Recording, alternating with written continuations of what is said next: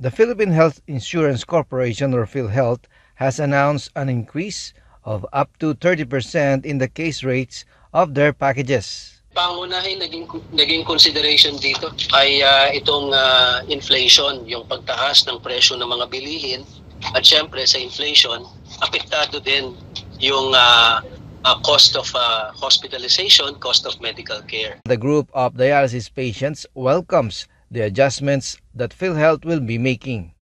Ang binibigay po ng PhilHealth ay 2.6. So dahil nagtaas na po yung dialysis, pag sumasalang po kami at taga-avail ng PhilHealth, may cash out po kaming binabayaran. So medyo mabigat po sa amin yun dahil maabot po ito ng 500 pesos. So kung matutuloy po itong adjustment ng PhilHealth, malaking bagay po. Lalo na mababawasan yung cash out o kaya may mga benepisyo madadagdagan.